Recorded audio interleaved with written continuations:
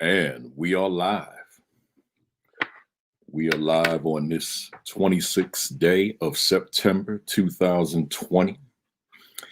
Last Saturday in September. Where did the time go? Time has moved quickly. But here we are. Last Saturday of the month. And we're ready for week 22 of the Virtual Assistant Principal Leadership Academy. We're 5 minutes early. Those of you that are checking in who are new, I come on 5 minutes early just to check my technology, make sure that everything is working up to standard. So that's what I'm doing. So you still got time to run and get you some water, run and get you some orange juice or some coffee or whatever it is that you do. You got a few minutes. I'm just checking the technology, making sure that everything is working because I use 4 platforms. Might take it up to 5. You never know. But I'm glad to see you. While you're here, if you're on Facebook, hit that share button for me.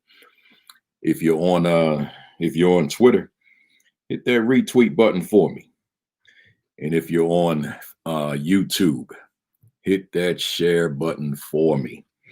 You know, we're on 2 different platforms on Facebook. We're on my main page at Principal Kafele. And then we're on my alternate page, my other page, my Virtual Assistant Principal Leadership Academy page. So I'm just checking to make sure that all are working well. And it looks like we are. Yeah, I'm on all 4 platforms, so we good. And I got 3 minutes. So once again, good morning, good morning, good morning. Let's get this camera right. Good morning, greetings.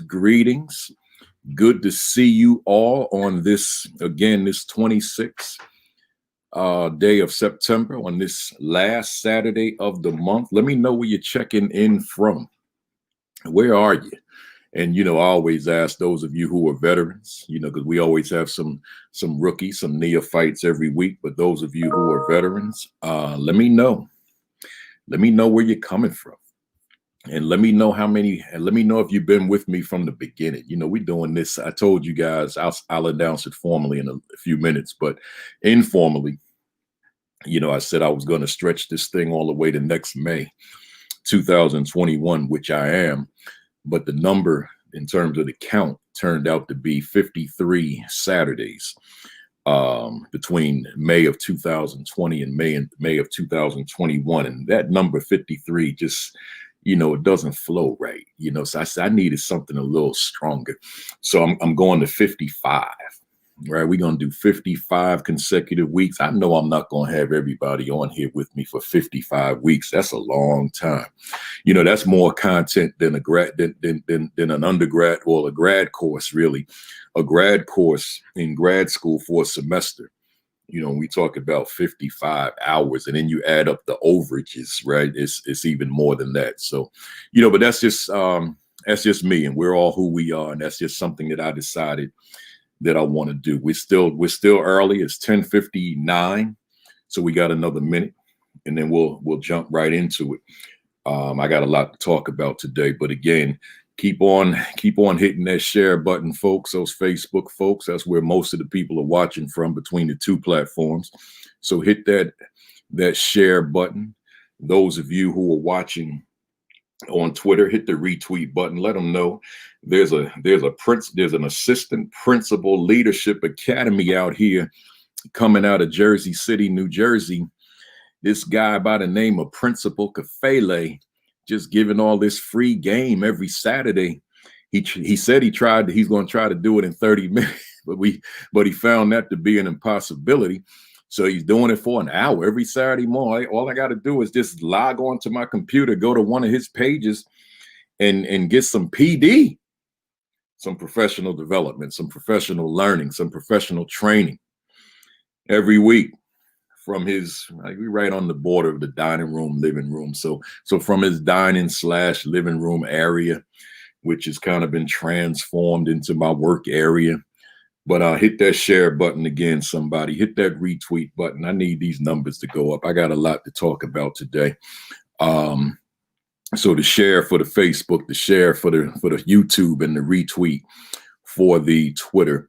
So with it being 11 o'clock, I wait for nobody. It's that time. So let me say to you formally now, good morning, greetings, and welcome to the 22nd edition of the Virtual Assistant Principal Leadership Academy. I'm your host, Principal Kafele, and it's good to see all of you. But as I always start out, I don't know about you, but despite what's going on in the world, I'm still on fire. Let me tell you something about that fire. You know, I start off with a message before we even get going. That fire, you know, there's a word I got in my mind today, and that word is intentionality.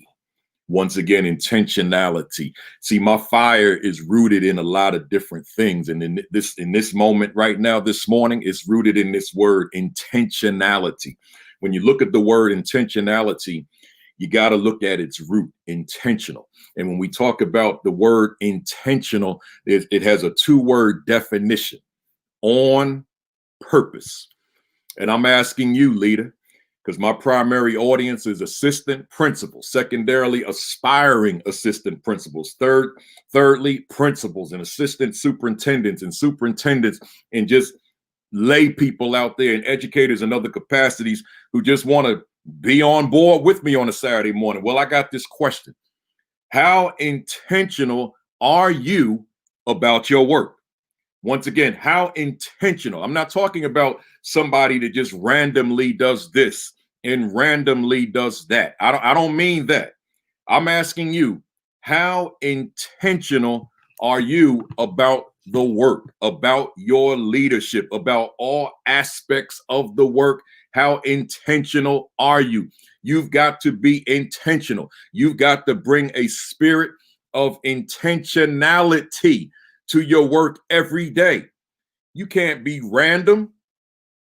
You can't just do things because maybe this is what I should be doing. You got everything you do has to be motivated by intent, right? So there's a specific reason as to why you did A. There's a specific reason as to why you did B. There's a specific reason why you're forging ahead. There's a specific reason why you are falling back.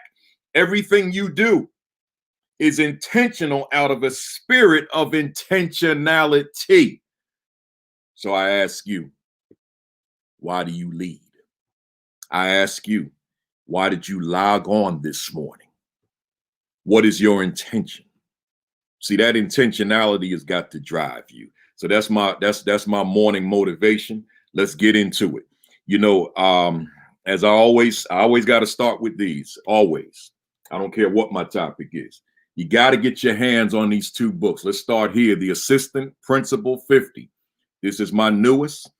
It's doing exceptionally well, but I want it in the hands of every assistant principal in America. I mean that.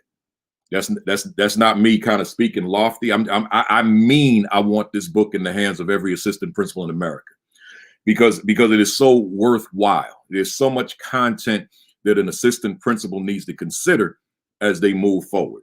So you can get that anywhere education books are sold, including principalkafele.com, amazon.com, amazon.com, and ASCD, the publisher.org. So ASCD.org.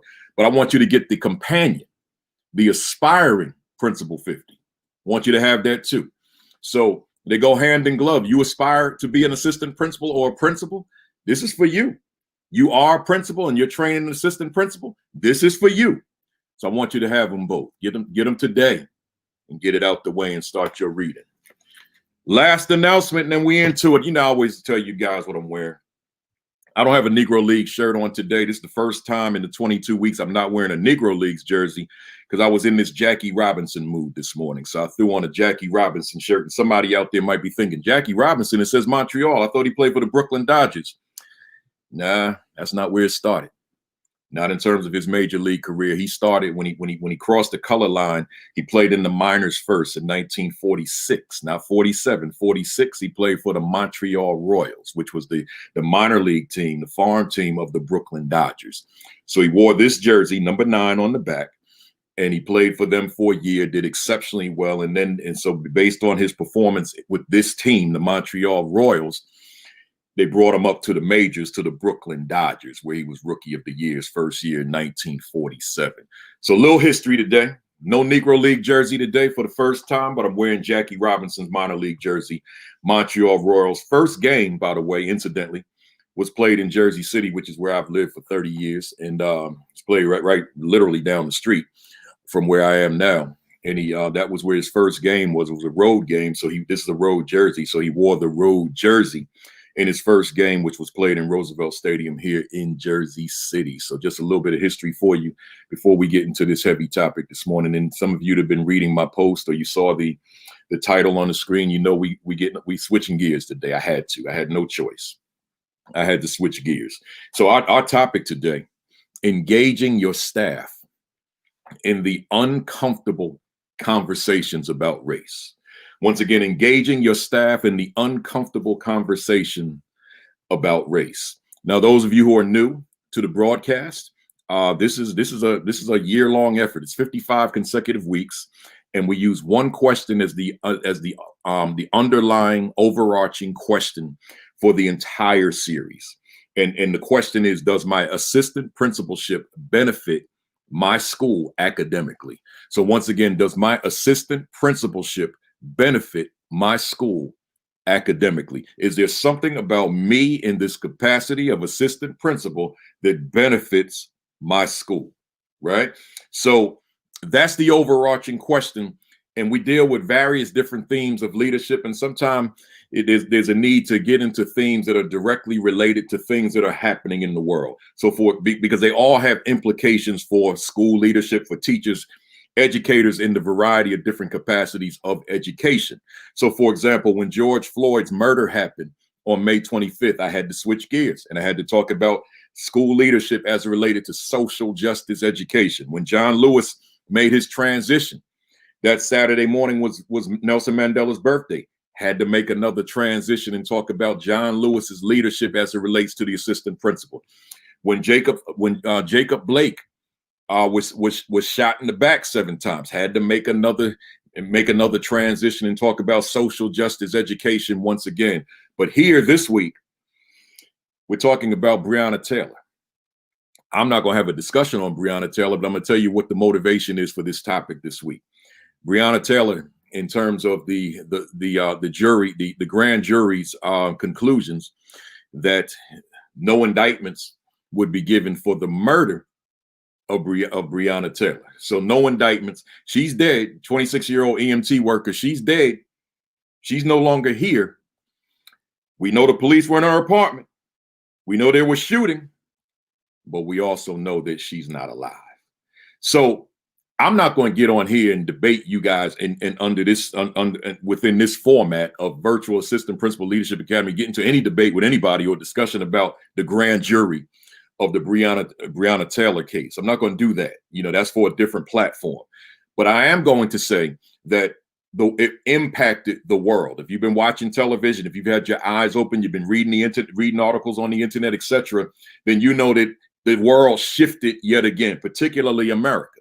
So each time America shifts, there are always classroom implications. There are always school-wide implications. These things are not happening in a vacuum, right? So when they happen, you and I have to have and here's my word, the audacity to embrace it, right? So I'm gonna tell you from the outset. I noticed my numbers are low. You know, I promoted this for a couple of days. I know that there are folks out there that probably don't want to be a part of this discussion. I get that, right? So therefore, the numbers are low. That's okay. Those that want to be a part of the discussion, then this is for you, right? And then I'll get back to the themes that are coming out of the Assistant Principal 50 and the Aspiring Principal 50 next week. Assuming that nothing goes on in the world that forces me to go back here. But it's all leadership, so it's all good. So again, engaging your staff in the uncomfortable conversation about race. I got to say one more thing about this topic. I'm gonna be on here for a while today. You know, it just is what it is, right? Another expression I don't like using anymore, but that's for another topic. I'm gonna be on here for a while, y'all. Let your friends know, let your colleagues know, let family that's pertinent to this discussion know. I'm gonna tell you from the outset, I'm gonna be on here for more than an hour. I got notes on top of notes. I want to be thorough in this discussion today. Right. I don't want to like talk fast. I'm sweating and carrying on. I just want to calm down. And I want to explain this thing so clearly that you got it. Right. That there are no questions about where I'm coming from and what it is that you and I as leaders need to do going forward. So yes, it's going to be a long one. This will probably be the longest one I've ever done. Right. But at the end of the day, when I lay my head on the pillow, I can say that I went on and put that information out there and feel good about the person in my skin, right? So with that said, let's jump into it. You know, I wrote in my notes here, I said, make a point to say this. I'm a Black man, right? And as a Black man, I have certain responsibility, right? Like I can't pretend certain things are not happening in the world and just move on. As a Black man, I'm compelled. As a Black person, I'm compelled to talk about issues that relate to Black children as they relate to the classroom. I don't have room to negotiate, right? I don't have room to debate that. I'm compelled to stand up and be a man, right? I'm compelled to not separate myself or detach myself from the ancestors who paved the way for me to have the opportunity to live the life that I live today. See, there's certain things I'm just compelled by that I have to do, that I must do.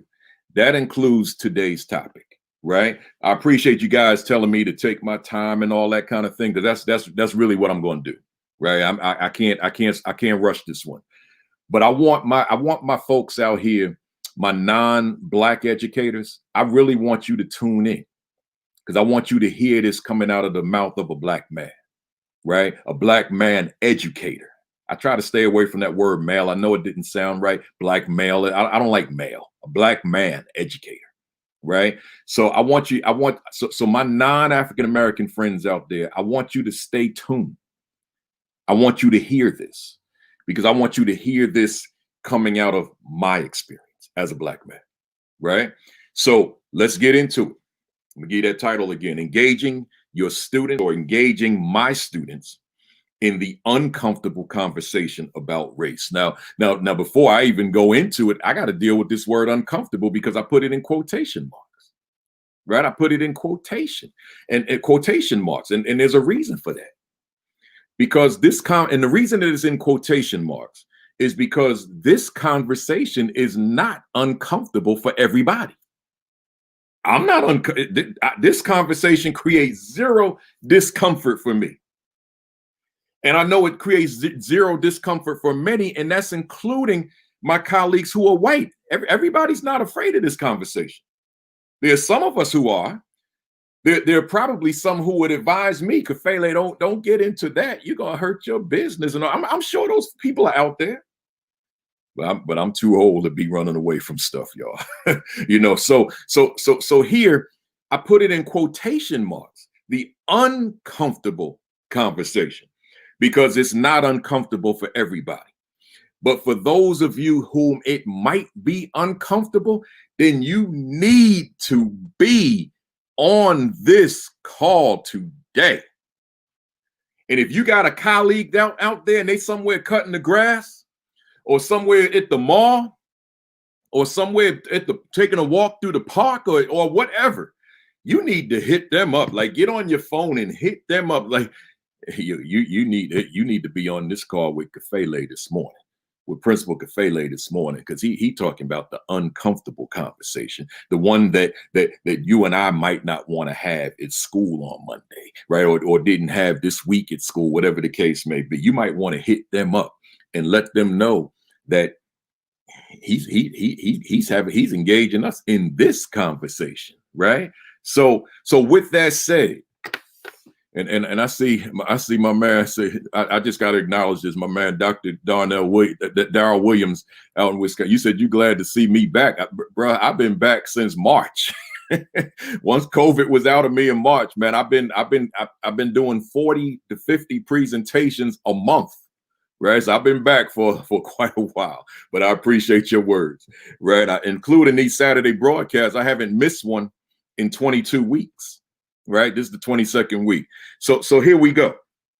You know, it's and I want everybody out there. I want you to see yourself as a principal today. Although my focus is always the assistant principal, I want you to put yourself in a principal's shoes today. Right. Put yourself in the principal's shoes today.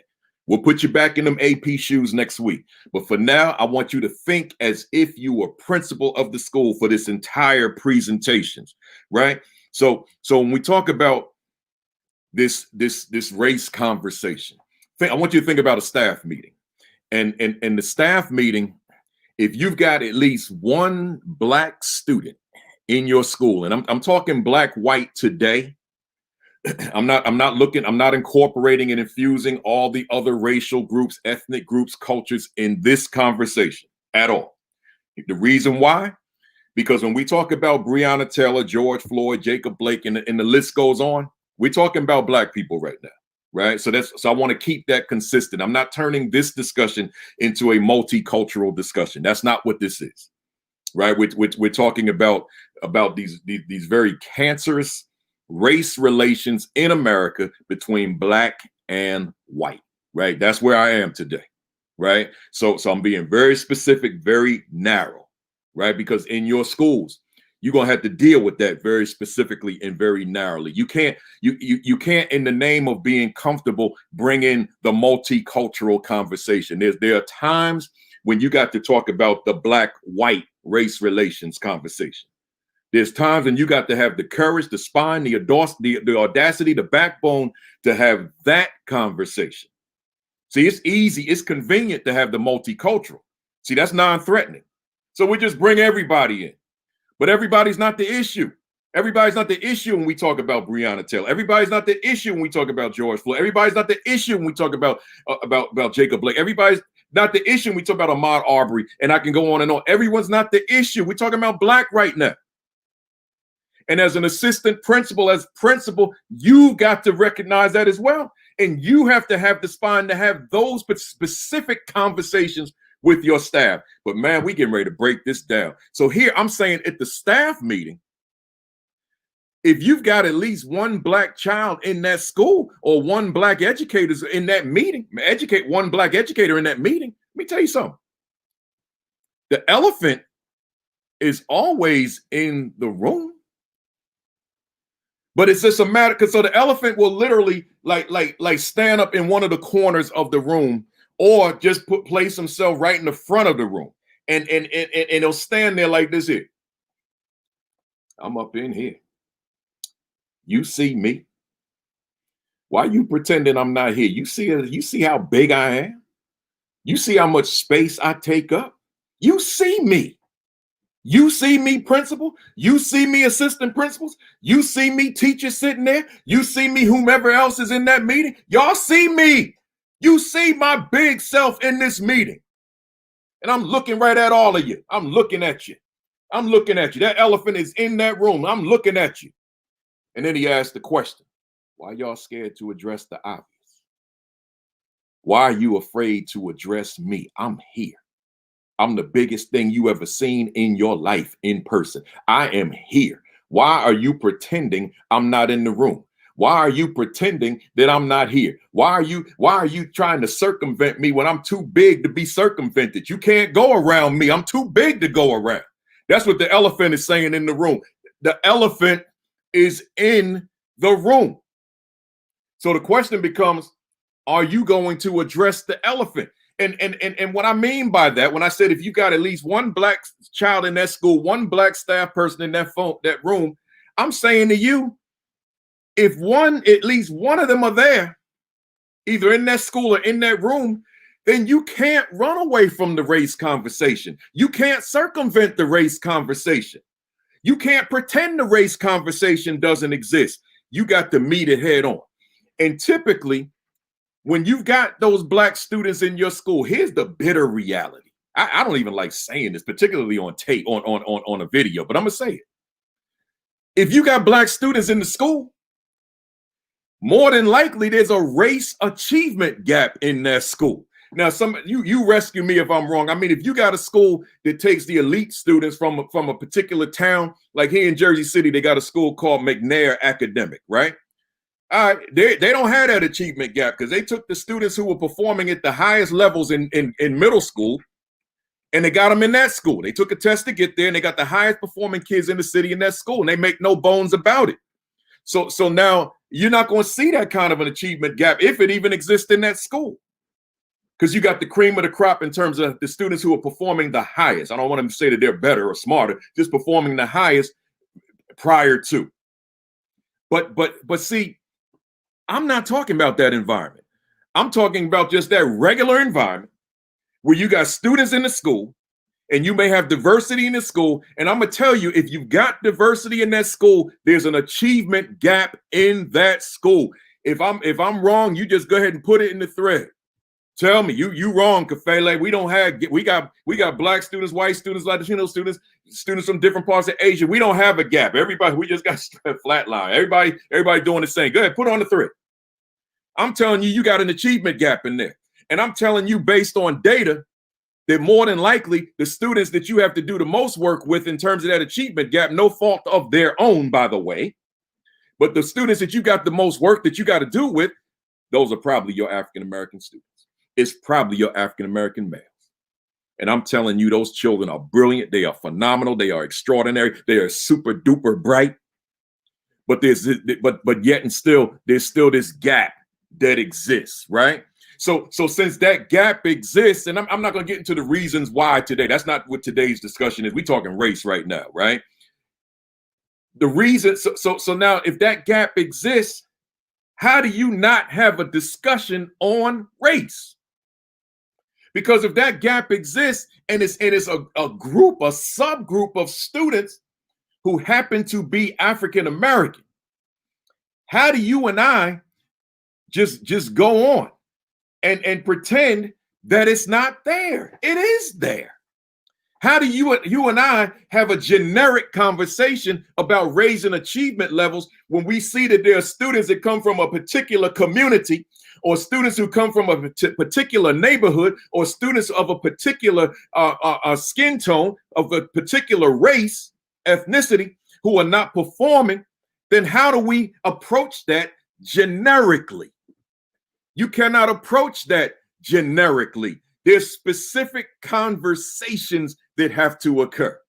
We have to have the audacity, the backbone, and the spine to have the race conversation, the uncomfortable conversation about race. We have to have that.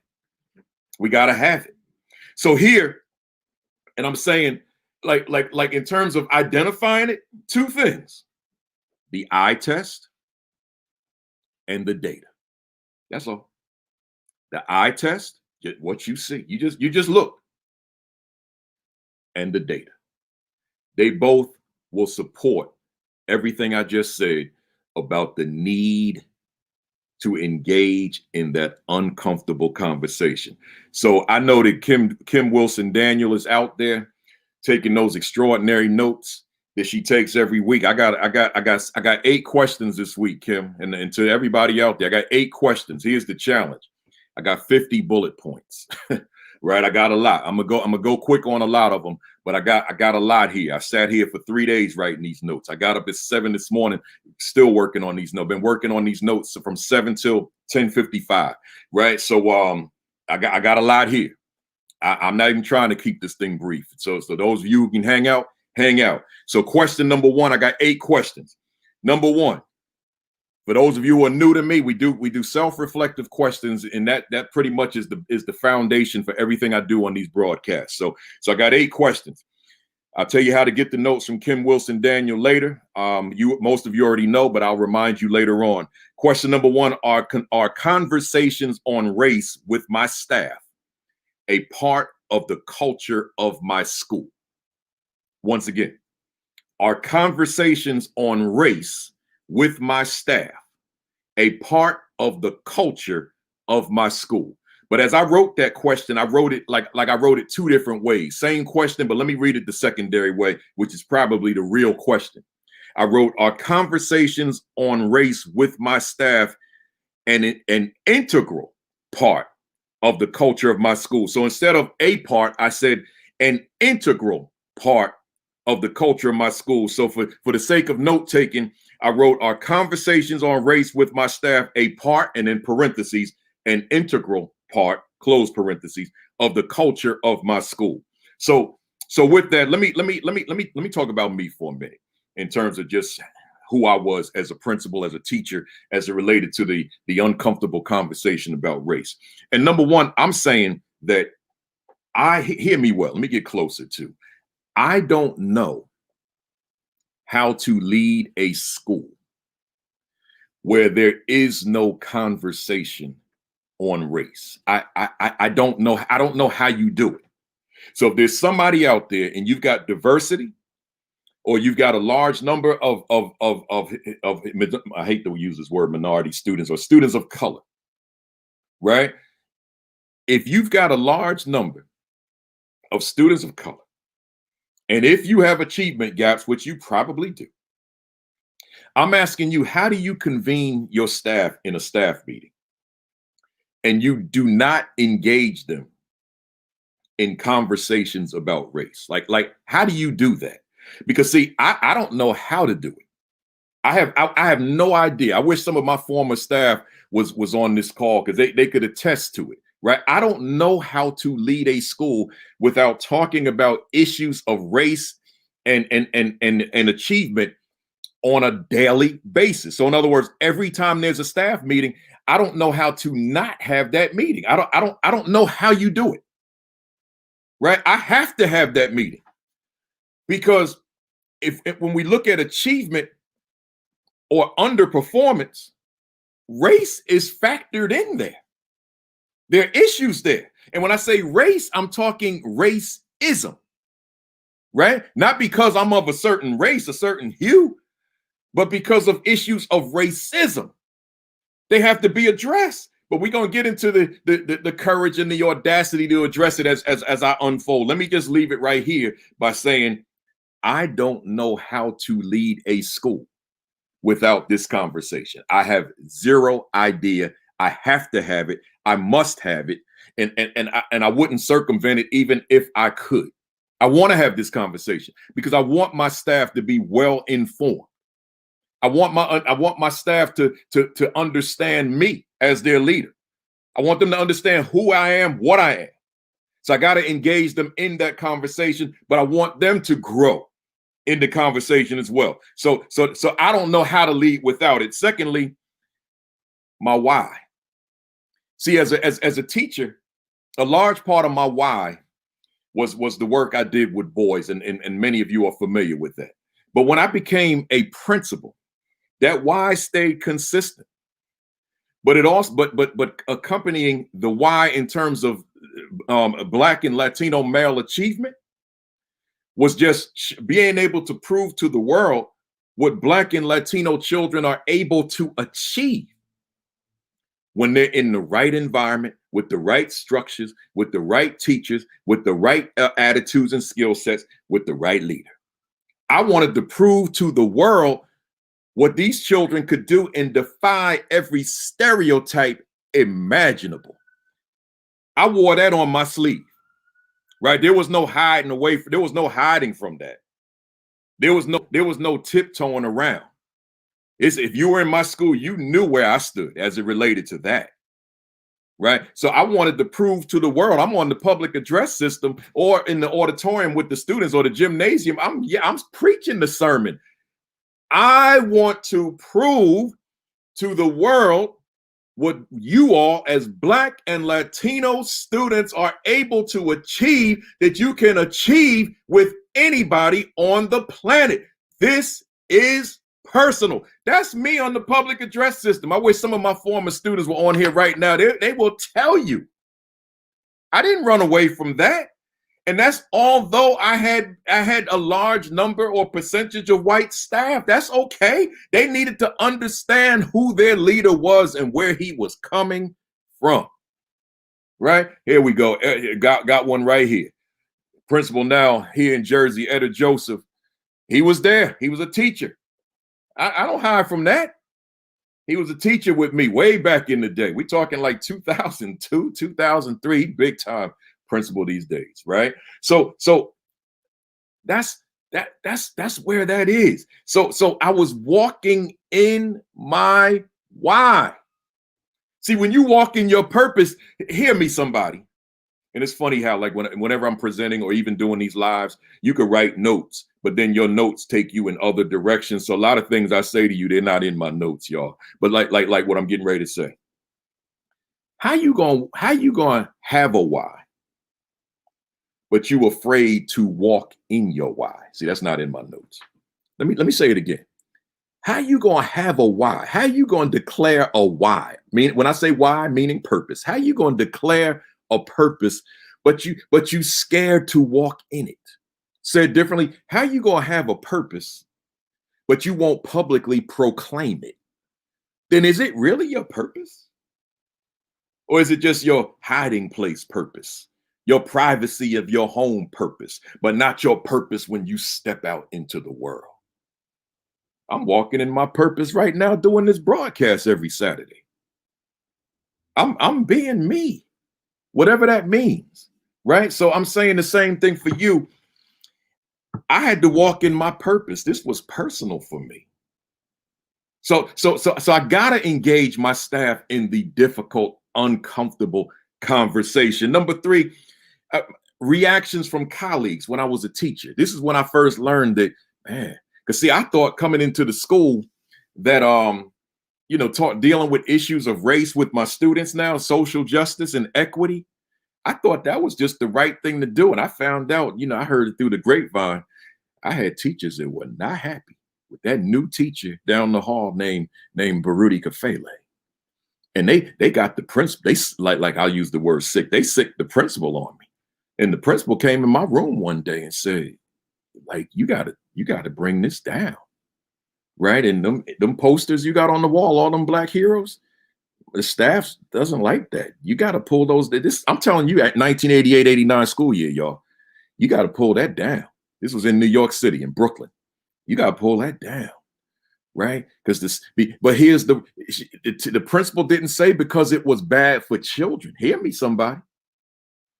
The principal said because the staff are not comfortable with it.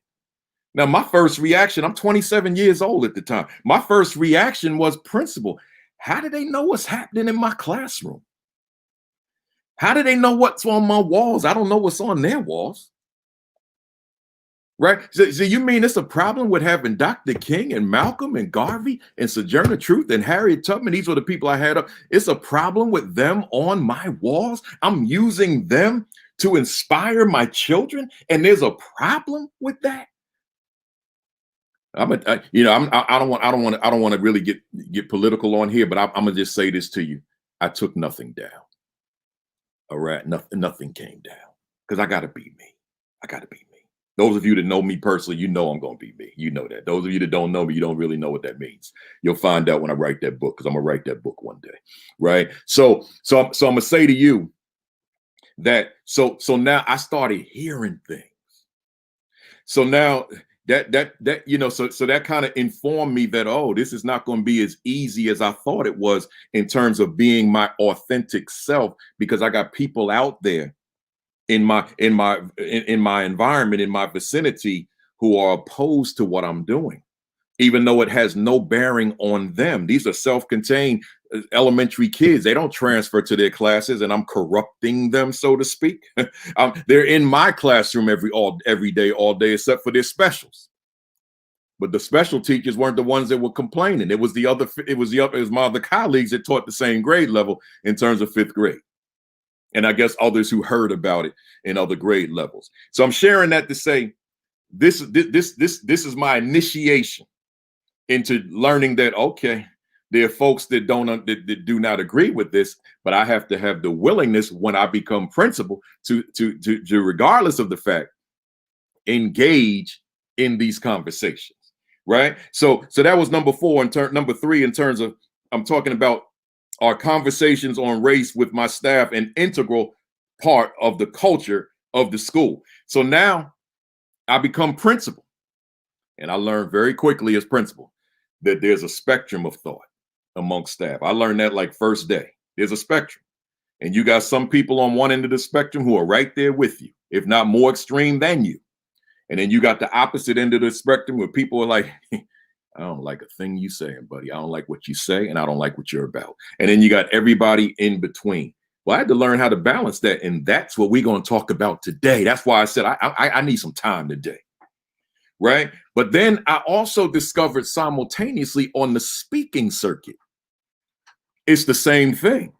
I got people out there in the audiences, one end, the other end, and everybody in between.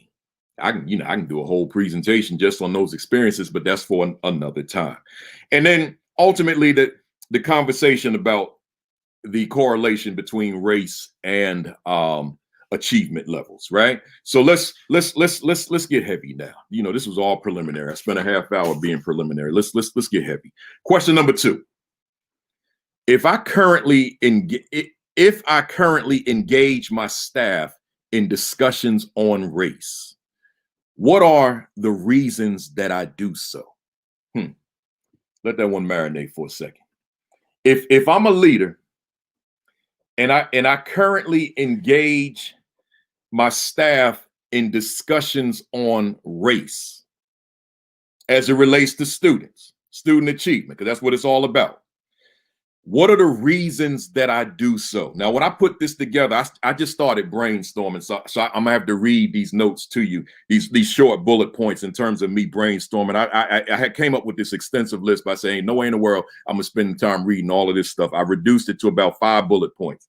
So number 1, once again, if I currently engage my staff in discussions on race, what are the reasons that I do so? Number 1, perhaps because I bring an equity mindset to my leadership, which compels me to acknowledge the diversity of my students. So I'm saying all that to say that maybe the reason that you do so is because you bring this equity mindset, and it just compels you to engage staff in that discussion because you're an equity thinker and thereby an equity doer. Right? Because and equity thinking and doing are not synonymous. You could have an equity mindset, or you can understand equity, but ignore it in your practice. Right? So in this case, I'm saying you're an equity thinker and you feel compelled to engage staff in the conversation. Number 2, perhaps due to the present state of race relations in America. Let me tell you something. You got like the headline stories in America right now, the stories that's on the minds of everybody right now. You got the global pandemic, coronavirus. You got race relations. Of course, we got an election coming up that's on the minds of people too. But those are your top 3: pandemic, race relations, election coming up. These are the headlines. This is what everybody's thinking about. So, but as you think about it, they all have implications for school, but I want to zero in on the race relations. So I'm asking the question, if I currently engage my staff in discussions on race, what are the reasons that I do so? Perhaps due to the present state of race relations in America. These current race relations have implications for what a child experiences in a classroom. You can't separate one from the other. There's a correlation there. So as leader, you may have made a decision. I have to engage my staff because I have to ensure that there's no biases, whether they be implicit, whether they be unconscious, whether they be explicit in my classroom. I have to deal with this. I have to address that. I have to make sure that staff knows that I am on top of this.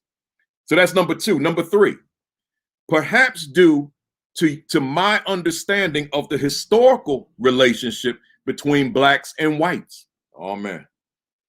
So here you are, a leader, and you understand history. You understand history, the historical relationship between blacks and whites in America, going all the way back to 1619 through the present. And you decided, I got to engage my students. I got to engage, my staff, in these conversations about race, because they may not know. Like I posted the other day, it's funny how certain posts that to me are kind of trivial, that I'll post and they get a lot of they'll go a long way, right? A whole lot of love, likes and comments and shares. And then yesterday I post that yesterday, September 25th, was the anniversary of the first day that the Little Rock Nine, out of Little Rock Central High School in Arkansas, Little Rock, Arkansas, the first full day of classes for them, as it was the first day they were being escorted by the U.S. military into the building, away from the racist mob outside, and to each of their classrooms. And I mean, that post got no love, man. Like it's like nobody paid. It's like, oh, he just posting some irrelevant stuff here. I thought, I literally thought, and I don't post for likes, don't get me wrong, but I really thought that post was going to be really popular. I had a picture of the Little Rock Nine being escorted into the school. I had a picture of the school, and then I had a picture of myself in front of the school. And I thought that post, because of the relevance of it, I thought that was going to get a lot of attention. I thought it was going to develop some legs and just run. Man, nobody paid no attention to that post. And so it made me wonder. I said, with so many of the younger educators that are associated with me on social media, it made me wonder, do they know who this, do they know what this picture is? Like, do they recognize who the Little Rock Nine are? Oh, Richie, I got somebody trolling on me here. If I do, it's all right. It's all good. It's all good. Right. I see it now. Yeah, stop trolling me, Richie. Let me do what I do on my page. And if you have an issue with the 1619 project, just go on somebody else's page with that. Right. Leave mine alone. Right. No need. Find something to do with your life. And folks on here, please stop responding to him. I'm not going to respond to it anymore. But no need to respond to that. Right. That's one of the challenges of doing these publicly. You attract a lot of people that don't belong here. But I'm gonna say this last thing, and then I'm gonna be done with it. If I'm saying things that run counter to you or your politics, there are a zillion other pages you can visit. You don't have to stay on mine and troll me, right? Just leave. And my life will be okay without you in it. And I'm sure yours will be okay without me in yours and the rest of us on this call. We got busy work to do, and that's why we're here. We got important work to do. All right. So enough of that. Please, y'all, don't respond to this person anymore. Just ignore him. That's what he wants, attention. Just what I did. I gave him attention. He's loving it now, but I'm going to let him go now. Now, moving on. So I said that, race relations, that might be a motivating factor. Number 3. And I said historical relationship between blacks and whites might be a motivating factor. But and I used the example of the Little Rock Nine, and I said, man, it's a lot of people out there that I'm wondering if they know who the Little Rock Nine are, if they know the significance of September 25th and why they had to be escorted into the building by the U.S. military on September 25th, 1957, and every day for the rest of the school year. The year following, the district decided to shut down. So they shut the entire district down so that they wouldn't have to integrate, right? So I post that and I'm thinking, okay, do the folks know this? Right? Or did they see this picture and think, it's not relevant? If you're a teacher, I don't care what your race is, and I don't care if you're urban, rural, or suburban. If you're an educator, forget teacher, if you're an educator, the Little Rock Nine will be relevant to your work for the rest of your professional life. It will never lose its relevance. It's relevant, right? And that's why I go and visit that school pretty much every year and just stand in front of it and reflect. I stand on that ground where those 9 students had a difficult time getting through because the racism was so thick, so heavy that they did not want them in that building. So the whole community would convene in the front grounds, and the front grounds are huge at that school. The whole community would convene and just throw racial taunts at them until they were out of sight. because they did not want those non-Black students in that school. So I'm saying that to say, perhaps due to your understanding of historical relationship between Blacks and whites might be a reason that you decided I need to engage my staff in this conversation. Because if you're a leader, your staff needs to know the Little Rock Nine. They need to know Daisy Gatz and Bates. They need to know the 9 individuals, right? They need to know them. They need to know that, because that's a part of the education journey, particularly as it relates to Black students. Let me keep going. If I currently engage in my staff in discussions on race, what are the reasons that I do so? Number four, perhaps due to my own personal experiences with racial prejudice or racial injustice. So in other words, that too may be personal. So now here you are, you've experienced racism. You've experienced racial prejudice. You've experienced racial injustice. Or injustice. So now you decided I need to engage my staff, because they see me, like I'm speaking for you now. They see me in terms of who I am. Here you are, you principal, you come in, you polish, you speak the King's English, you look good, man. You look professional, you act professional. Everything about you is professional. And the assumption would be you were brought up right. You didn't have serious challenges in your life. And here you are. And maybe your staff needs to understand the racial minefields that you had to walk through in order to get to where you are today. Like the ones I had to walk through. See, I had to walk through a lot of them, a ton. I still do. I just don't always talk about them. But I'm walking through stuff, man. And see, so maybe as leader, because your staff thinks that you were born on the side of the tracks where the challenges are minimal, that you need to engage your staff in that conversation just so they understand your own personal trials and tribulations as it relates to race, right? So let's keep it going. Man, I wish I knew a way that I could that I could delete somebody or block somebody while live, but I don't think I can while I'm live. I see my man is going crazy now on my thread. Y'all ignore him. I'm just seeing him out the corner of my eyes. He going crazy.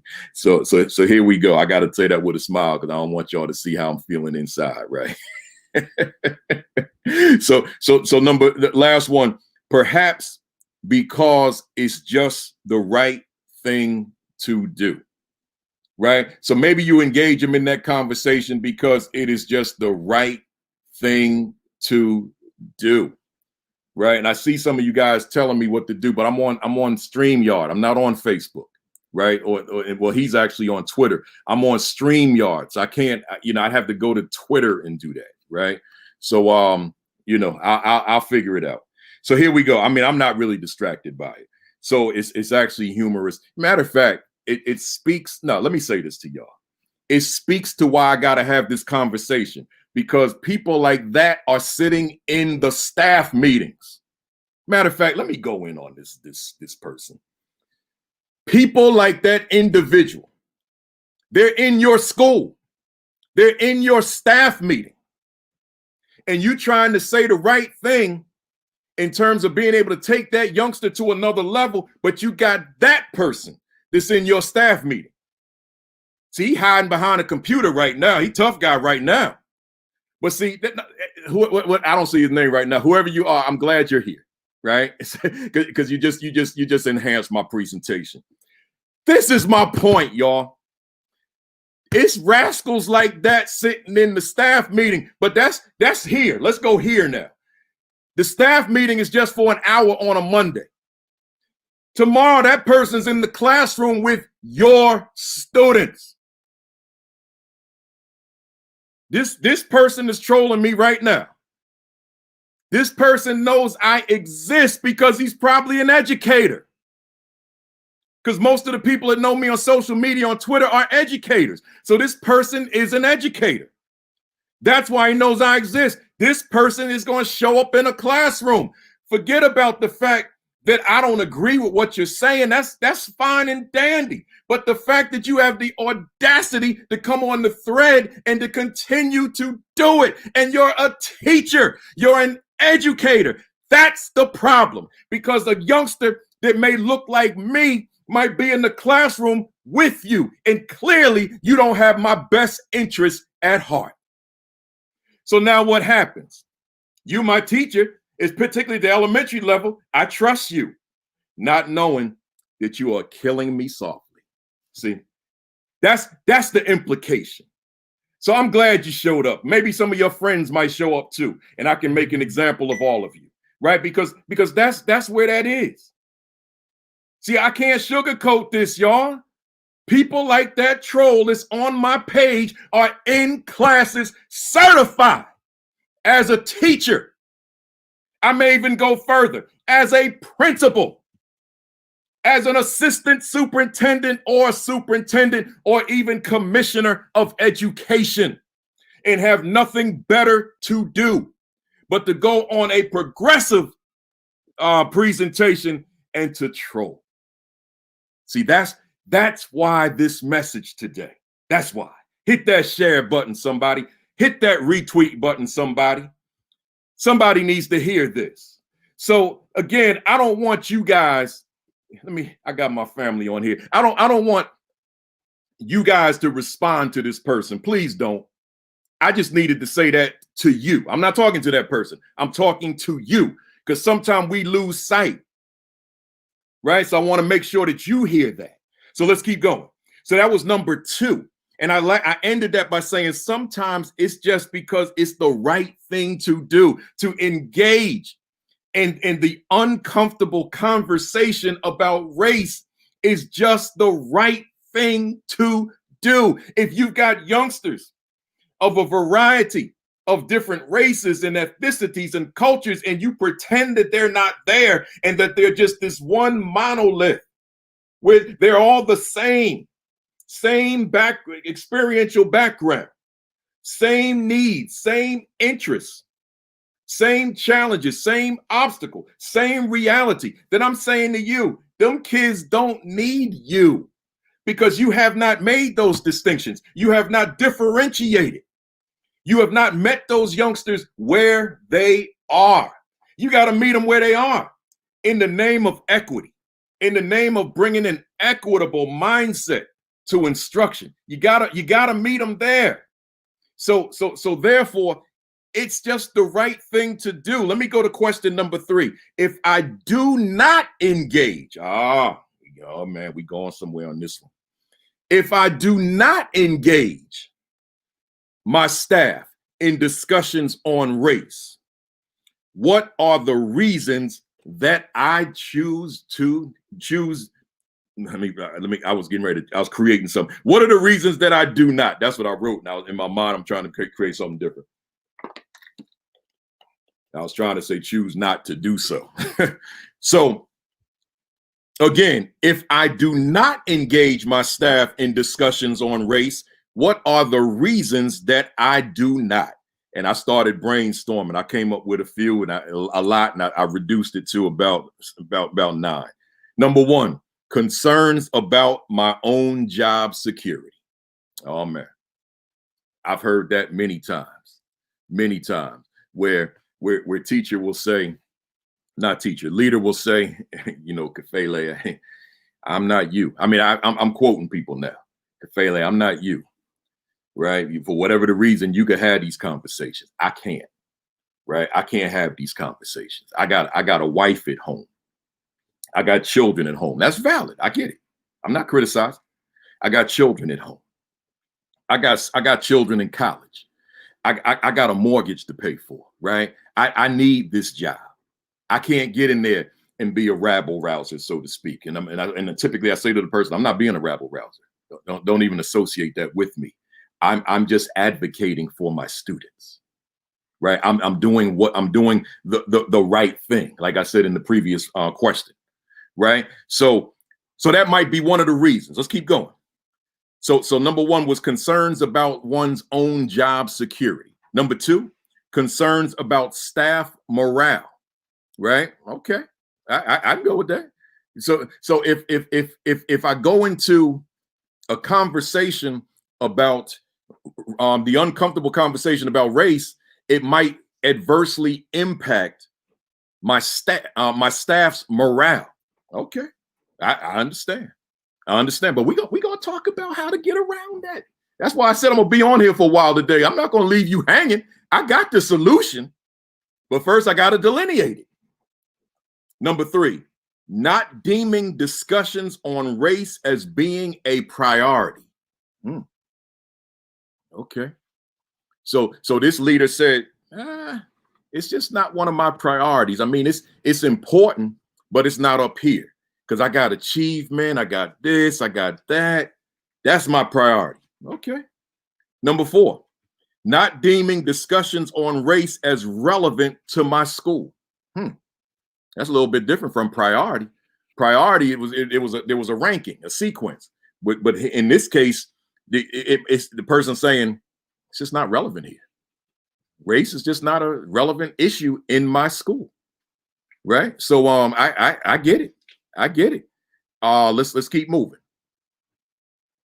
Number 5, not deeming where we at here? Yeah, not deeming discussions on race as an important issue to take on as a school, right? So this person seeing it as being an important topic, but not for his or her school, right? That's important, right? It's important, but not for my school. It's not. See, so that might be one of the reasons that leader does not engage staff in that conversation on race. Let me go to the next one.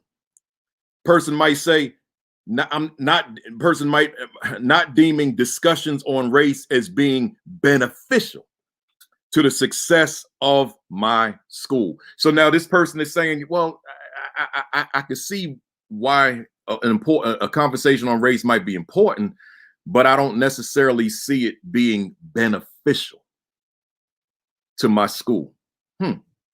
Yeah, I mean, you never know. That could be a reason. But then I said, deeming discussions on race as a non-issue. So this person just says, look, it's just not an issue with me. It's not an issue, right? Okay. And I got 2 more. Concerns about your own lack of understanding or competence.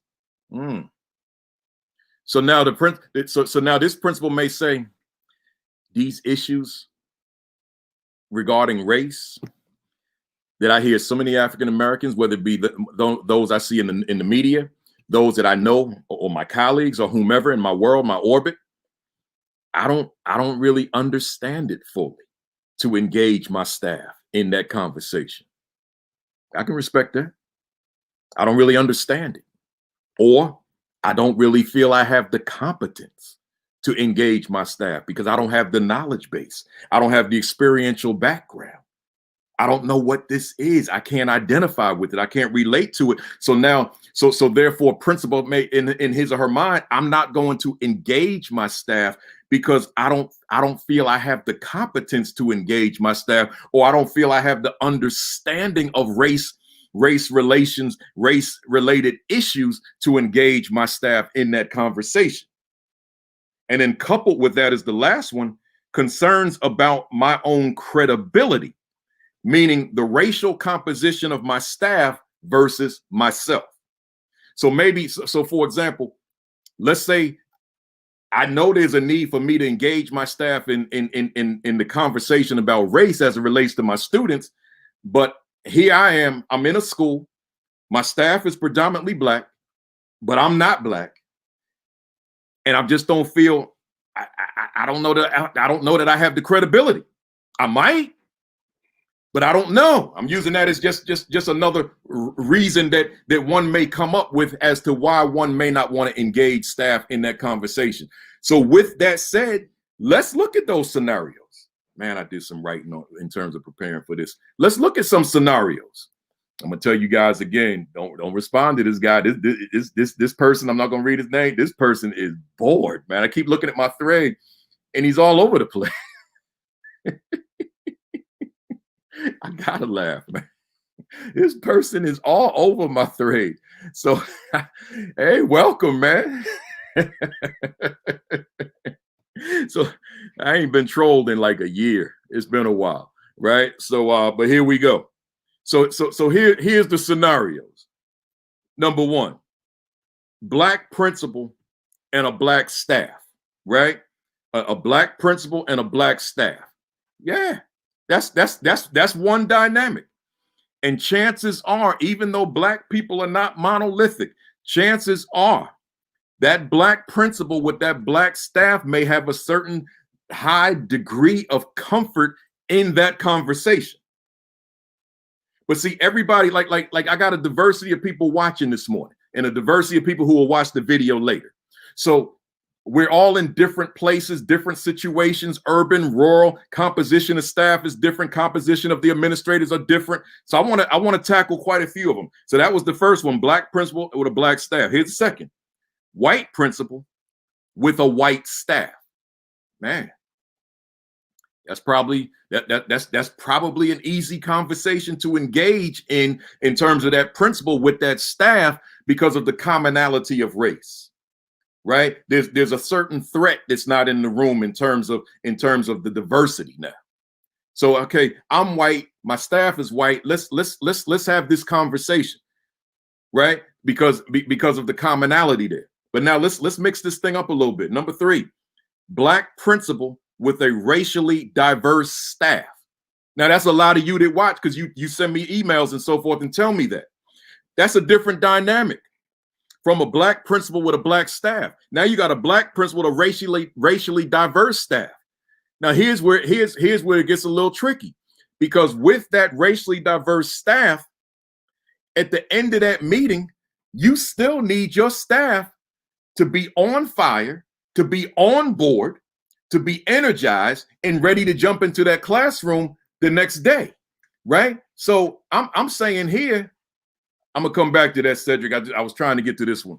I'm saying here, that's a different conversation. That's probably a different tone in the room, because now you've got diversity and you've got to be cognizant of the diversity in the room. Because although the conversation is necessary, although the conversation is important, you've got to be able to maneuver this thing in a way that it is not offensive to the extent that staff members are going to be turned off, and now you've lost some fire with your staff. Yes, the conversation is going to be uncomfortable. Yes, we want the conversation to be uncomfortable because that's how we bring about change.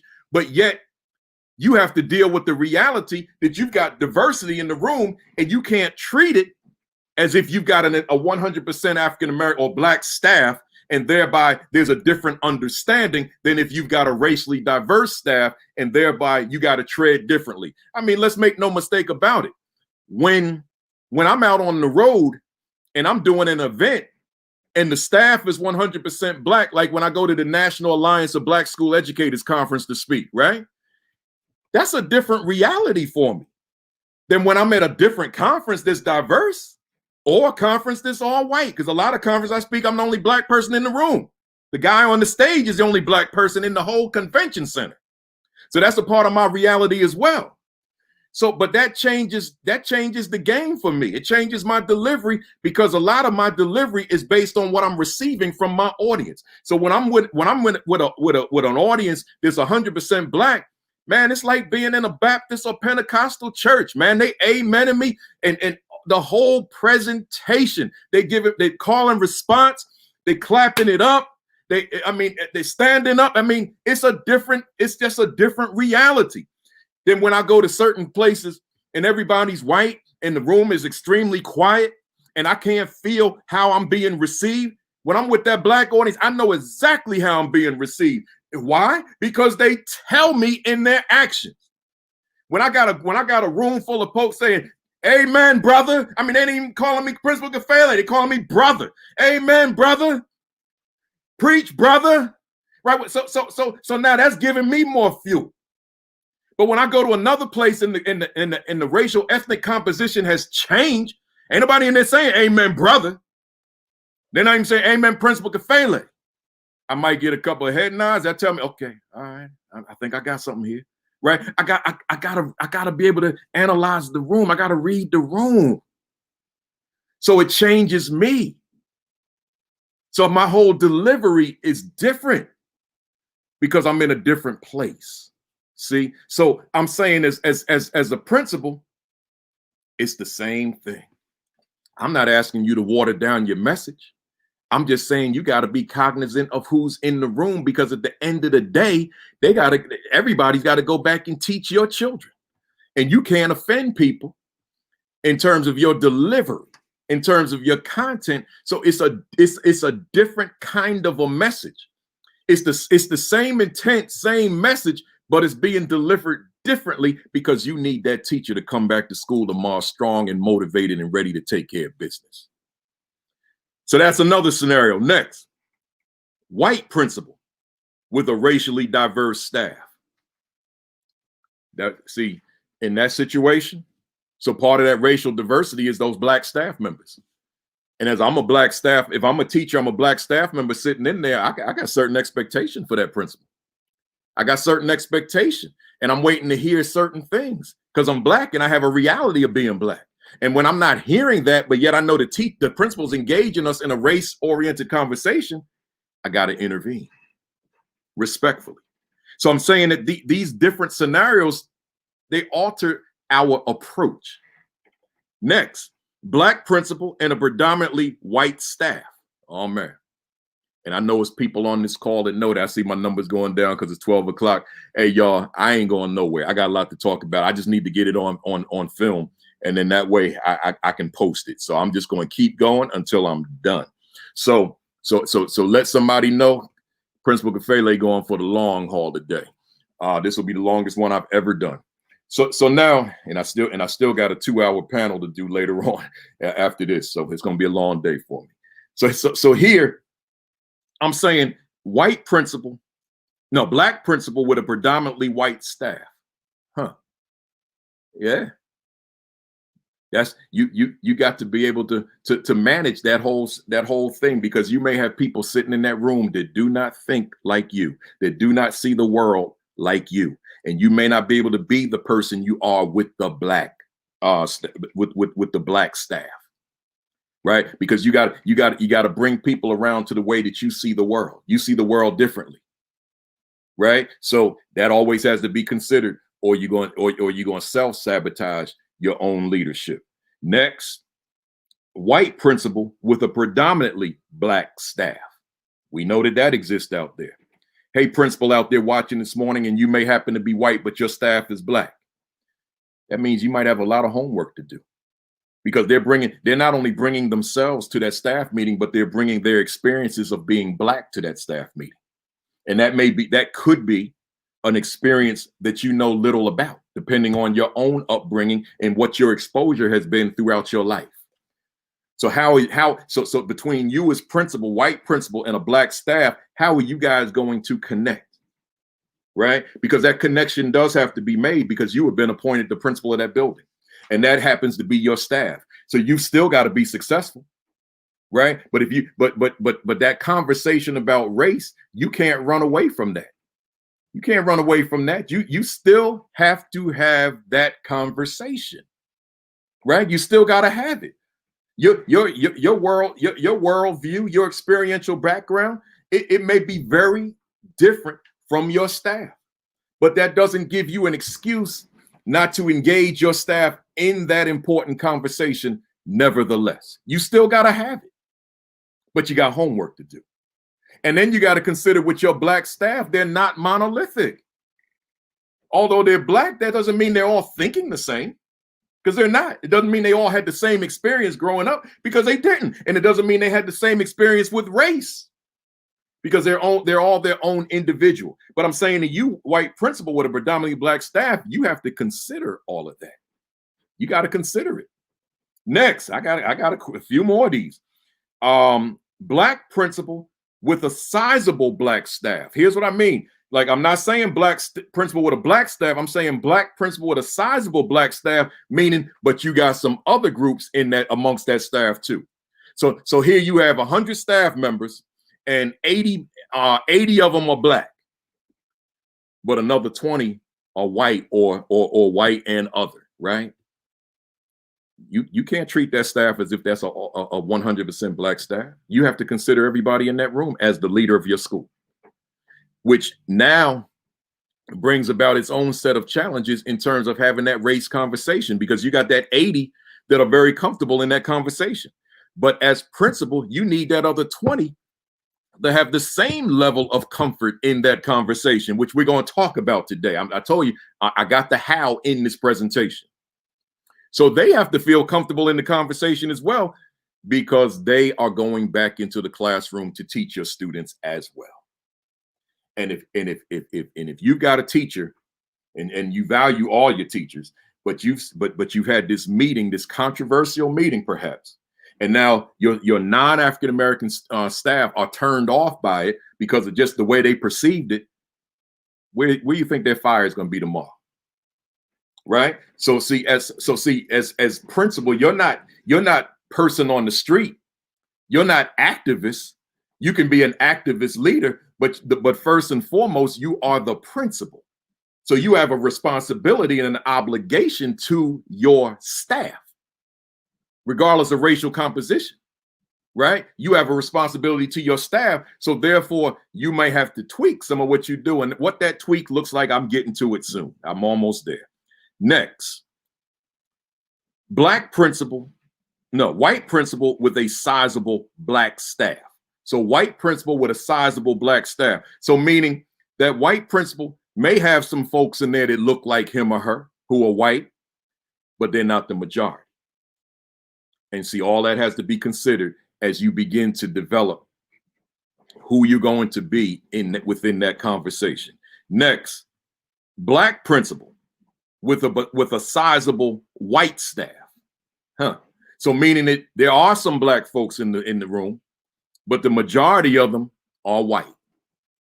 All that's got to be considered then in terms of how you craft your presentation, how you guys sustain it over the long haul. Two more, white principal with a sizable white staff. So there's a sizable white staff, but there may be some blacks in the room. All that has to be considered. And then lastly, I probably need to do a whole session on this, but I threw it in here. The stereotype of the angry black woman leader and the angry black man leader. So in other words, everything I said prior to this was through the lens of the principal. So the principal and who's on that staff. But now I flipped it and I'm looking at it through the lens of the staff. And you know, there's this stereotype out here, this myth where they talk about the angry black woman, the angry black man, and how am I going to deal? How am I going to be able to deal and cope with this angry black woman principle, this angry black man principle? See, I probably need to do a whole session on that, because see, that's just a whole lot of nothing, right? See, if you read someone like a James Baldwin, and he talks about how just if you born black, you born with rage, right? You wake up with rage every day. I wake up with it every day. I wake up with the reality of that I'm a black man every day. I don't wake up with a reality of I'm generic and let me face the world. I have a black reality, right? So inherent within that black reality, without me speaking for every black person in the world, but inherent within that black reality is a degree of rage, a degree of anger, a degree of wanting change yesterday. That's just inherent. That's just part of the reality. And as a non-African American, you're not going to know that unless you get to know us and we share that with you. But that's part of the reality. So now that principal who's being perceived as angry, it may not have anything to do with you. It's just part of the reality from birth, in terms of just life experiences of walking in the shoes of a black person. That's just part of the reality. So now we become principal and we're just bringing our authentic self to the role. So don't mistake that for angry with you. I'd be angry because we want to see change. We want to see shift. We want to see transformation because we know what the children are capable of achieving. But that's probably for another session or at another time. Let me keep going. I want to get to them hows now. Question number 4. I told you I'm going for a long time today. I know some of y'all can't hang, but for those of you that can, hang out with me. I still got a whole page to go. Number 4. I got 8 questions altogether. In what ways am I building a culture? Now we get into the how. In what ways am I building a culture and capacity within my school where we can comfortably engage in the uncomfortable conversations about race? Man, once again, that was a long one. In what ways am I building a culture and capacity within my school where we can comfortably engage in the uncomfortable conversations about race? See, I always say with that one, the goal must be for your staff to be uncomfortable with being comfortable, simultaneous with the goal being for your staff to be comfortable with being uncomfortable. So make no mistake about it. I'm bringing discomfort deliberately, right? I say that as a presenter all the time, right? I'm bringing discomfort deliberately because motivation only lasts for a certain finite period of time, but discomfort that can last for a long time until you fix the situation because you're feeling so uncomfortable in your situation, right? So I'm saying here, when I asked the question number 4, in what ways am I building a culture and capacity within my school where we can comfortably engage in the uncomfortable conversations about race? That's got to be your goal, leader. Your goal has got to be that my staff, I don't care who they are, right wing, left wing, as James and Tume always used to say, left wing, right wing, they all the same bird, right? So they got to feel comfortable engaging in that conversation, but you have to spearhead that. You've got to lead that. That's your people skills. I did a whole session back in week something about people skills. Go back and watch the old videos. Right on School Leadership Thoughts channel. We talked about that. You got to bring those people skills, right? Because yes, I want you to feel uncomfortable, but I don't want you to feel a sense of rage toward me because I got your best interest at heart. If you're on my staff, I got your best interest at heart. But I need you feeling uncomfortable about practices that don't work. I need you to feel uncomfortable about mediocrity. I need you to feel comfortable about average results. I need you to feel uncomfortable about being okay. You can't be comfortable about that. I need, and I'm not going to let you be comfortable about that. I'm going to create that discomfort because I need you to feel uncomfortable about being comfortable, and I need you to feel comfortable about being uncomfortable. So therefore, when we talk about the how, well, I'm saying as a leader, you got to have the courage to engage. See, if you somewhere worried about this variable and that variable, then you don't have that backbone. You don't have that spine. You don't have that courage. You got to have that courage to engage staff in that conversation. So therefore you may have to hold up the mirror. Like I told you I brought the mirror. You may have to hold up the mirror to yourself and look at yourself and ask yourself, how am I going to lead effectively? And I'm walking around with my back bent over. Right? I'm walking around with a spine that's not straight. See, you got to make sure that your spine is straight and that you got courage to engage your staff in those tough conversations.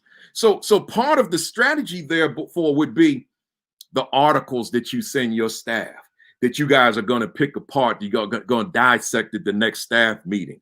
Engaging your staff in the various different literature and research that's out there, which I'm getting ready to break down now, that you guys can have that conversation. So you may find some of the easier writings to broach the conversation, and you'll get heavy and deep later on.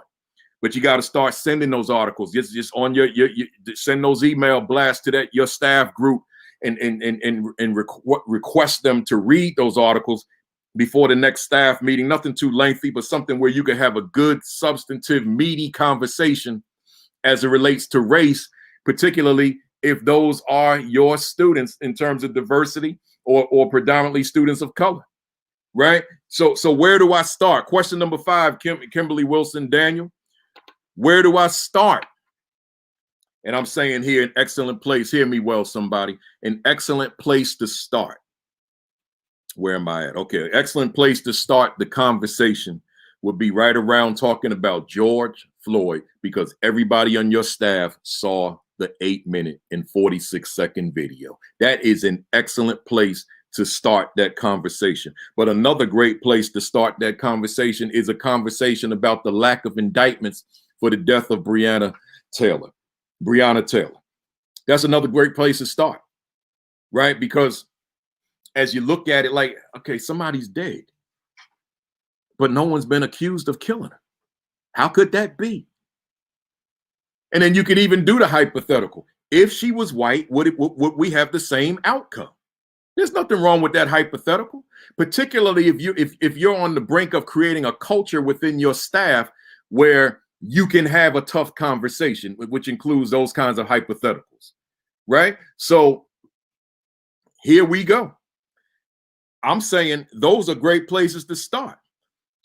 George Floyd, Breonna Taylor, in the context of Black pain over the past 401 years. So, but I got some other bullet points with that. The first place I would recommend, because see, I don't ever want to be careless on these broadcasts. I want to make sure I don't want to ever say anything to somebody on these broadcasts that gets somebody into trouble. So before you even engage in that conversation, as I wrote in my notes here, I would go right to my superintendent. I don't care who the superintendent is, Black, white, Latino, Asian, whatever. I would go to that superintendent and have a conversation with my superintendent that this is the direction I'm going, and here's why. I'm gonna put it out there, as they say, on Front Street. I'm gonna let my superiors know that this is what I'm doing, right? I'm gonna let them know.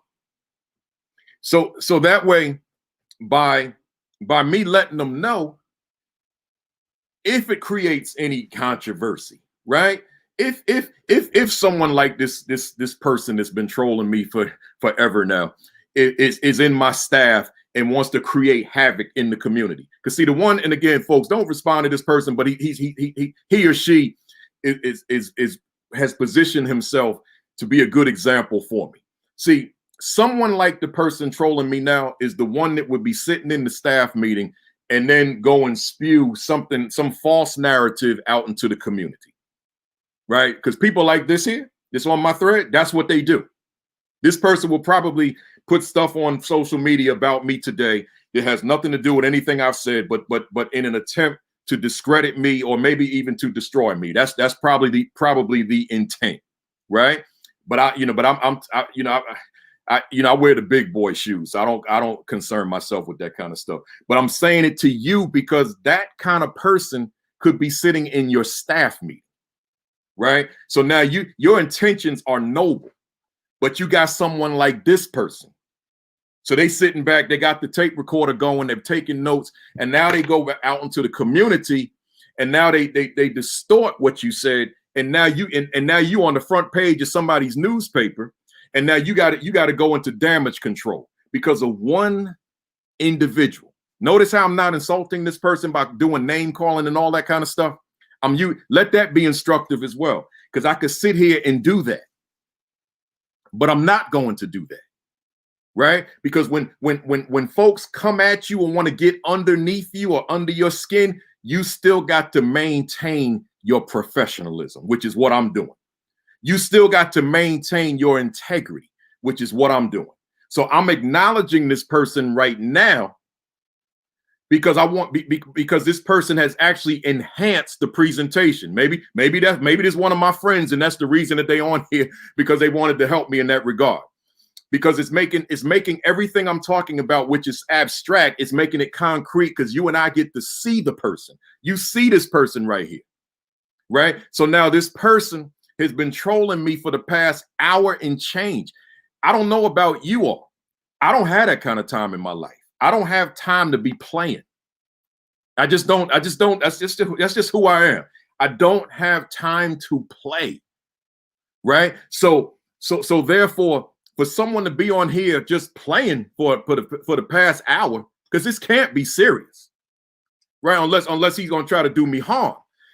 I'm saying to you, principal out here, assistant principal out here, you have to be mindful of that sort of individual. That's my point. So therefore, a conversation with a superintendent is not a bad thing. And that way the superintendent doesn't have to hear through the grapevine of your staff meeting, right? Or this person was in your staff meeting and put this negative, destructive information out there. And now here comes your soup calling you or showing up like, what's going on? What's this I hear about what's going on in your staff meeting? You already went to the superintendent and let the superintendent know what you're doing. And if your antennas have been up long enough, you already know individuals like that are on your staff. You already know that. That is no surprise. Because as quiet as it's kept, I've had those types on my staff. I know what that is. But that's because my antennas were up. So I knew who they were. That's something that we can't necessarily change unless we have the authority to have them transferred to another place if they don't want to change, right? So just keep that in mind. So have that. So when we talk about the how-to, I want to start you there, and then we go to those examples I gave you with Floyd and Taylor. But then your reading. I'm saying this: you got to create book studies, and you got to get your staff reading, and they gotta, you know, I guess I'm biased with this. They got to read the right stuff. Right? They gotta read the right stuff. Yeah, you're right, Jeffrey. Invite the superintendent to the staff meeting itself, which is something that I did as well. Multiple times I had the superintendent in my staff meeting because I said, come on through. I want you to hear certain things that I'm gonna share with my staff. So yeah, add that as well.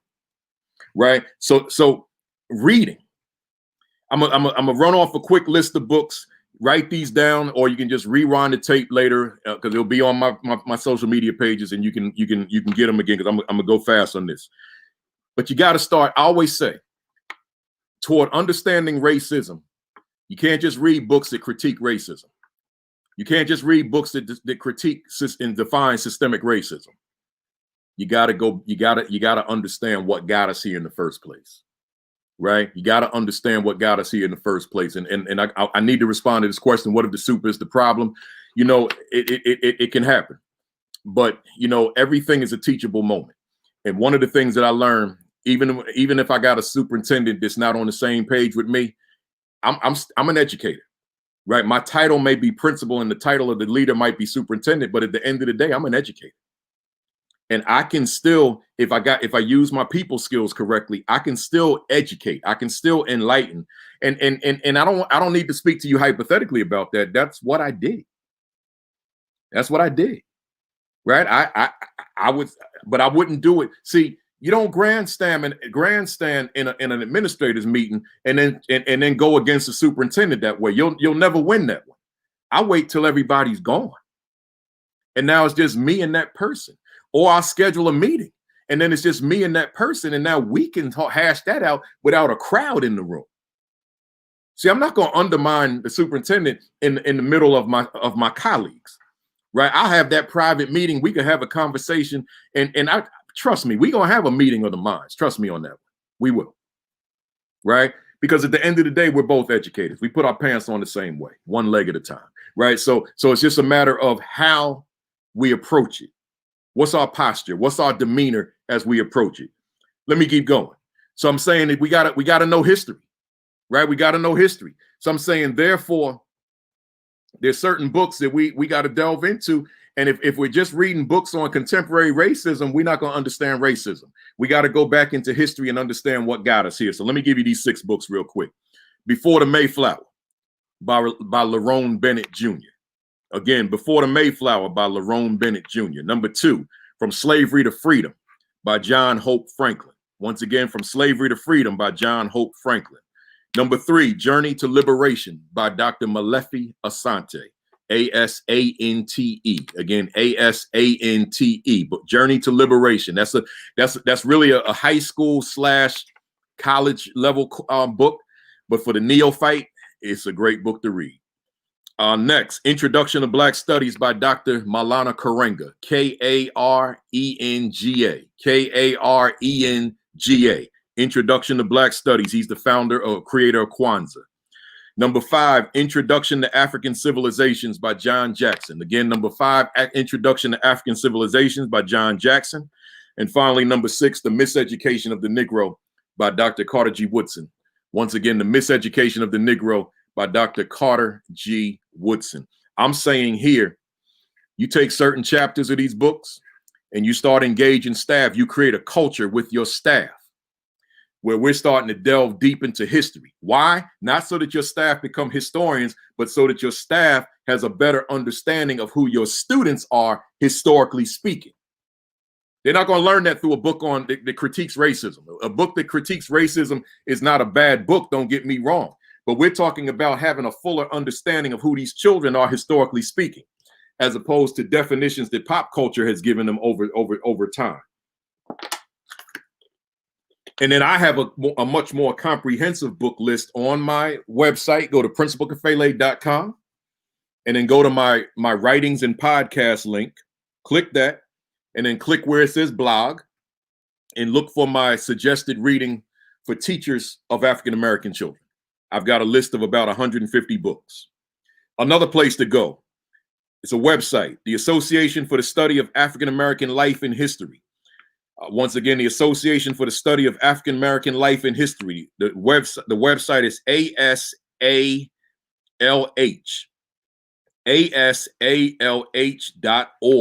That's an organization that was founded by Dr. Carter G. Woodson when it was called the Association for the Study of Negro Life and History in 1915, which is now the Association for the Study of African-American Life and History. And then book studies in book journals. So in other words, it's not just having the conversation with your staff, but it's providing them with information so that we can begin to learn together. Because I can tell you, you got staff in your school, and perhaps some of you as leaders, perhaps many of you as leaders who have gone K-12, you spent 4 years in undergraduate school, you spent another 2 years in grad school, maybe you even went on and got your doctorate and never had a course in Black studies. Never had a course in African-American history. Know nothing about African-American history. That's likely. That's real.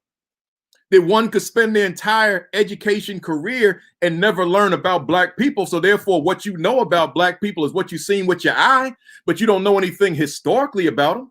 Well, those are conversations that need to be had in terms of having the race conversation, because you can't have the race conversation if it's not couched in the historical conversation.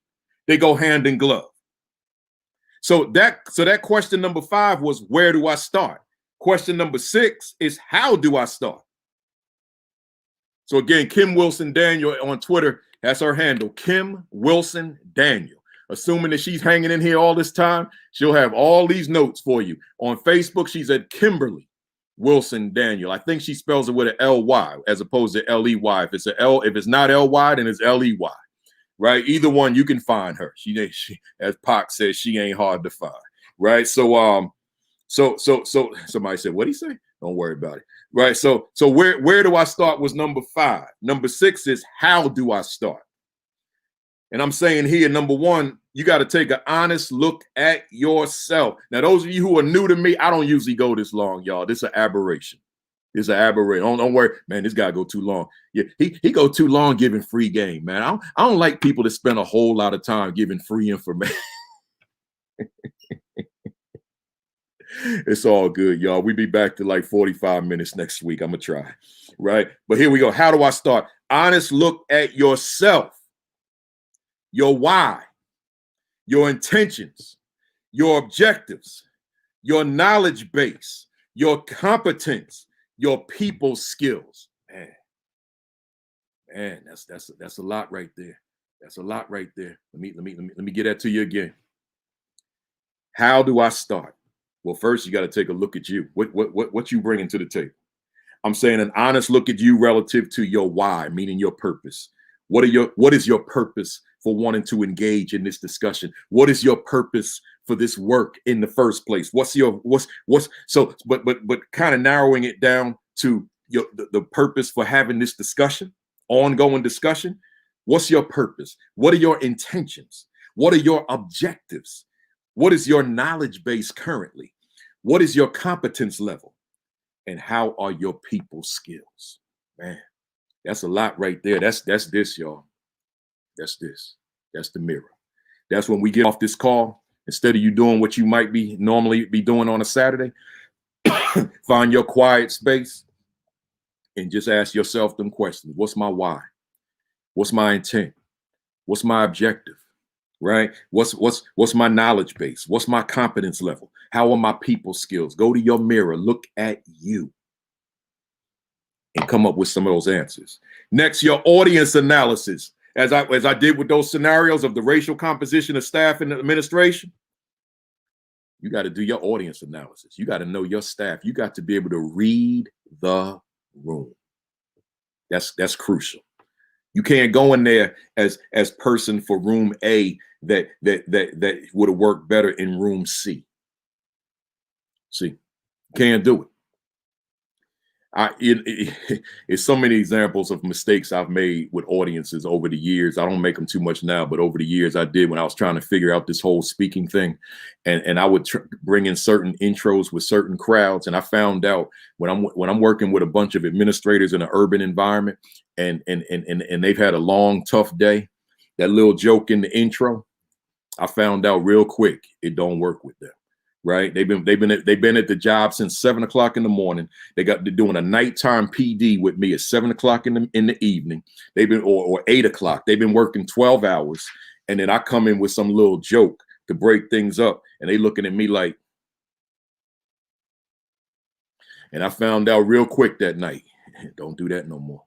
Use the joke for the 8 o'clock a.m. keynote, not the 8 p.m. keynote with school leaders in an urban school environment who have been working all day. They don't want to hear that. They just want to get to the content, and then they could be on their way home because they only got a few hours to sleep. So I had to figure out. I'm just trying to use. Back in them days, I'm using the same content, the same delivery with everybody. I found out, no, you can't, because the compositions of rooms change, and you have to adapt to them. Right. So your audience analysis. Number 3 under how do I start? The relationships that you build with your staff are crucial now more so than ever. Right. That's so you got to consider, what are those relationships that you have developed with staff? Because as you make building relationship intentional with your staff, there's such a higher probability that when you broach this uncomfortable conversation, they're on board with you. They're ready because they already know you. They trust you. They respect you. They appreciate you because you've already shown them who you are. So with that said, establishing norms of engagement are crucial. Looking at my notes, I got about 15 minutes. I'm going to be done.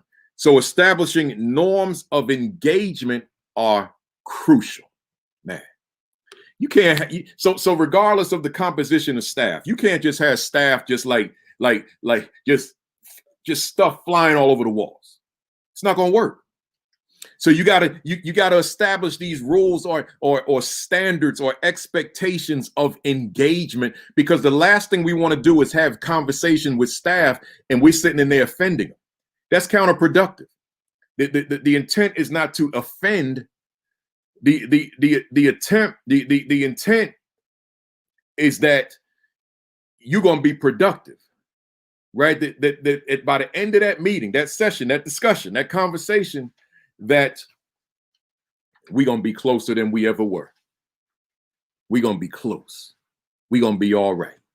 Right. But my staff is going to be that much more informed. We're not going to create wedges between us. We're not going to create barriers between us. We're not going to create walls between us, friction between us. And now we're not together. So we'll have these norms of engagement, standards of engagement, expectations of engagement, so that we understand how we go about addressing one another without going at one another. That's crucial. So I'm on my last. Matter of fact, my very last question is going to be just a reflection question, which will have no conversation with me. So for all intents and purposes, this question number 7 is my last one. How will I build and sustain the dialogue over the long haul? Again, how will I build upon and sustain the dialogue over the long haul? I can kind of go through these quickly. This cannot be a caught up in the moment conversation. So in other words, something happens in the world, such as a George Floyd, such as a Breonna Taylor, and now we have the conversation. But then after we have it, we move from it, and now we don't do it anymore. See, we can't do that, right? We got to sustain this thing over the long haul. We got to sustain it. It's not just have the conversation today and then we don't have the conversation anymore. The conversation today is just an intro conversation. You're going to get deeper and deeper as you build and establish trust with your staff. So you can't just have the conversation, okay, let's talk race today, and then we go back to status quo tomorrow. No, this has got to be an ongoing, inherent part of the discussion. So it can't be I'm caught up in the moment discussion. Number two, you must take the initiative to make this conversation ongoing, right? So I don't need to say more about that. Number three, you want your staff to become comfortable with being uncomfortable regularly. Nothing else to be said about that. Be sure to pair staff members or group staff members with staff members they are unfamiliar with. So you don't want, you might have cliques on your staff. You don't need them all sitting together having the conversation. They've been having the conversation, quite frankly. You need to set up groups with your staff where you got folks that don't know one another having these conversations and that they feel comfortable with one another, ultimately having these conversations, although the conversations themselves may be uncomfortable, right? That's important. And then lastly, trust matters, including the permission, hear me, the permission to be honest, the permission to be vulnerable, and the permission to be transparent. Oh man. See, if you want me to engage, Mr. Principal, Mrs. Principal, Dr. Principal, if you want me to engage, but you don't want me to be honest, then why bother? If you want me to engage, but you don't give me the permission to be vulnerable, then why bother? If you want me to engage, but you don't give me the permission to be transparent, then why bother? See, I need to be able to be me, but in a way that I don't offend, intentionally anyway. I could say things that are going to offend. I may have said something to offend this morning, but not intentionally, right? And that has, that goes back to your norms of engagement. So that last question I told y'all, no commentary on this. This is just for you to consider. Do Black Lives Matter amongst all the staff members, including myself, in my school? I got nothing to say. I'll just read it again. Do Black Lives Matter amongst all the staff members, including myself, in my school? That's just for you to consider. That's all that is. That's my 8 questions. I took almost 2 hours to answer 8 to go over 8 questions. But like I said, I had to get all this on film because I post these. So let me close out. Next week, I'm talking your procedures and your presence. That's where we were supposed to be today, but I couldn't in good mind do that presentation today. I'll do it next week. Your procedures and your presence, still in chapter 4 of the Assistant Principal 50. If you don't have it, please get it, because I want you to read it too. I don't just want you to sit up and listen to me on Saturday mornings. I want you to own this book. So get it today. Get it now, right? Get it out the way, right? So get that, and then you'll have that. I'm in chapter 4 right now. We're going 55 weeks. For those of you that came on late, I said forget 53. We're going 55 weeks. Visit my website at principalkafele.com for more resources. Like and follow my Facebook page. It's called Virtual Assistant Principal Leadership Academy. I put little notes on there from time to time, words of encouragement, or just something that I feel an assistant principal needs to hear.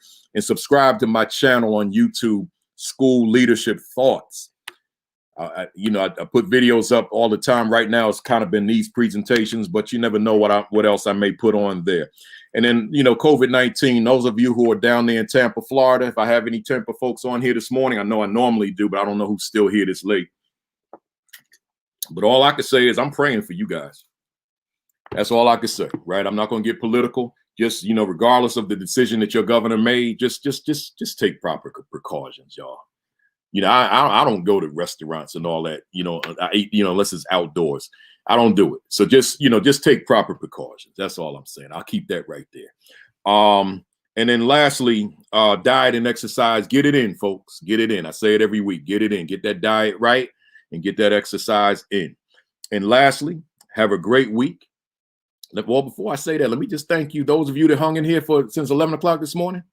Man, I appreciate you for that. That's a long haul, right? But I hope it was beneficial for you. I hope that it wasn't time wasted, but I hope it was time well spent. And yeah, Pamela Tola, yeah, you're saying, you said 3 pages, same here. Boom, boom, and boom. And then my closing remarks makes 4. So I hear you. But I appreciate you, Pamela. Appreciate you immensely. You worked hard today. Put them notes, put a picture of them notes on Twitter so I can retweet them. So y'all, I thank you for being here, and I see and be on next week. We're not going this long next week. That's just for today because I needed all this on tape. You have a great week. You have an extraordinary week. You have your best week yet. I changed my language a little bit here. Check this out. Old school, new school.